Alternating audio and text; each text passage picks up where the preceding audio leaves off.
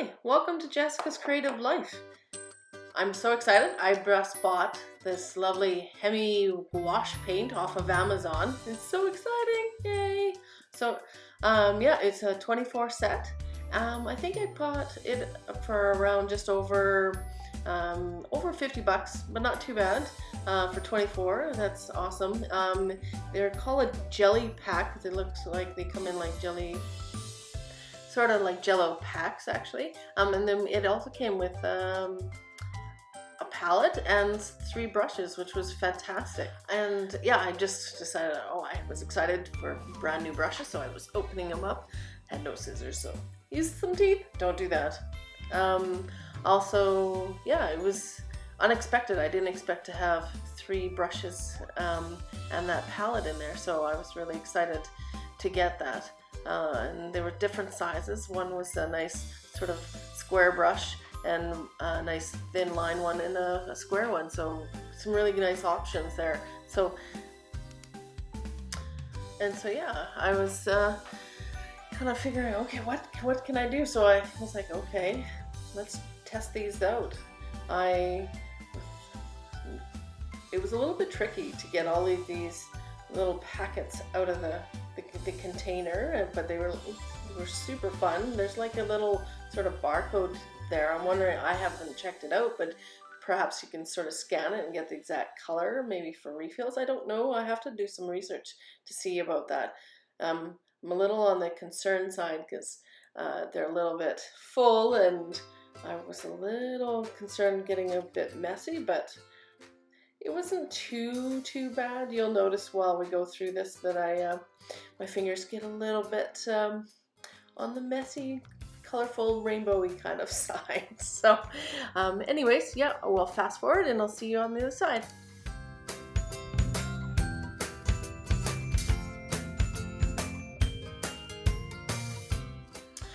So there we go, we got them all uncovered. Yeah, really nice choices of colors, so I'm really excited. A couple of them were a little dry.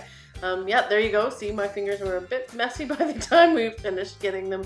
I got it all uncovered, but yeah, a little wash. It washes out with water and soap, so easy cleanup, so that's always nice. I did that after. I like messy fingers. So now that I had it all unpacked and ready to go, I decided I'm going to actually test them out. It's been a long time, probably over 10 years since I've used gouache. So yeah, I thought, well, best way to is just dive right in and maybe do some swatches just to see what the colors look like. I also tried painting on sort of this illustration board, a piece that I had left over. So yeah, it was good. So I just took each one, made a bit of a swatch for each one, kind of the full pigment, and then kind of faded it out just to see what that would look like. Yeah, I got some really good saturation. I think next time I also want to do sort of see how transparent some of them are versus the opaque ones, because it was a little bit challenging to really judge what was coming out of the jelly packs. So when I started doing a little painting here, what else I'll show you in a second.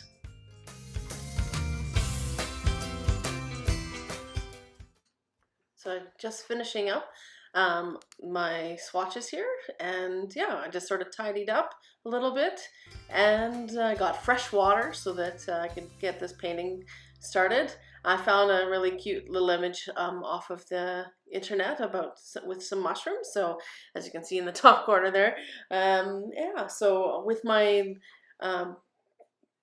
drawing sort of mapped out on my board that I had. Again, I just had an extra piece of illustration board that I had kicking around. I've run out now, so I have to go shopping again. Woo, art store.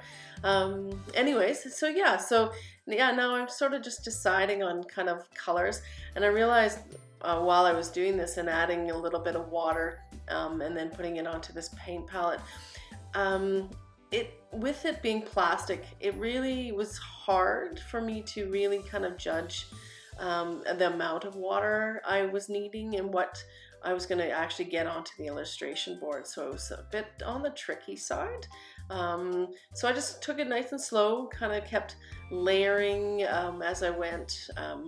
and with it being gouache, it's sort of nice between acrylic paint and watercolors, so you can have that lovely watercolor effect, but also though that opaque if you don't put too much water on, so you can layer and layer and layer as much as you want, which is a great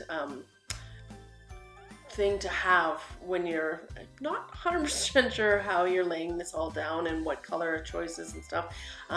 One thing I wish I had done, normally what I would do is actually just before I even get to a full-on painting, is that I would have a piece of paper, watercolor paper or whatever I'm using, and I would draw out a really quick sketch and then kind of figure out all the colors there, so that and it's way smaller in scale compared to the final piece, and that way, one, you're not using more of your supplies, but also, yeah, any mistakes or anything you're like, oh no, that's not going to work, or oh, that's perfect, or a little happy accidents, thanks Bob Ross,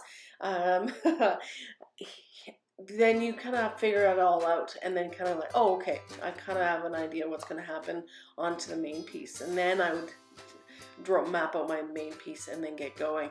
I got like, too excited having new paint sets that I haven't tried yet, so I kind of like hopped right into it and kind of figured it out on the main painting, and in the end you'll see that it worked out pretty well for me, but I think it took a little longer than it would normally have if I'd done my normal practice there. So I'm just gonna fast forward and enjoy the mushrooms coming alive.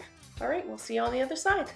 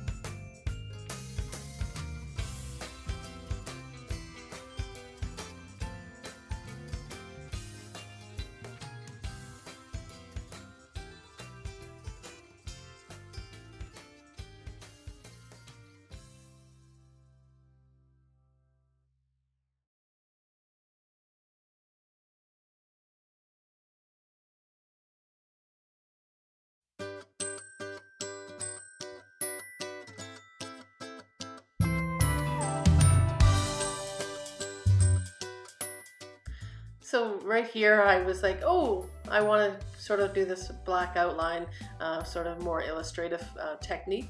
As soon as I put it down, I wasn't super happy with it. So as you see, by the end, it's still there, but I definitely started, covering it up a little bit more and sort of pushing it back just a little bit so that it kind of blended more into with the painting there. And then you notice that I've got this sort of piece of paper that I found, not the best paper to try it out, but I found that once I did that with the extra paper on the side from my palette, I could judge the colors a little better, and I started to really enjoy the process of this painting. So yeah, keep on enjoying.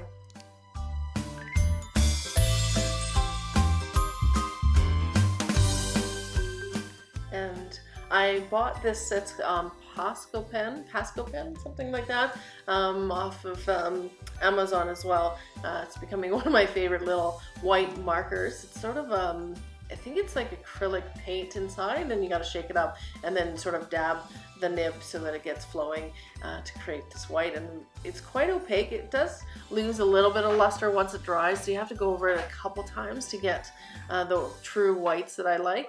But I'm falling in love with it.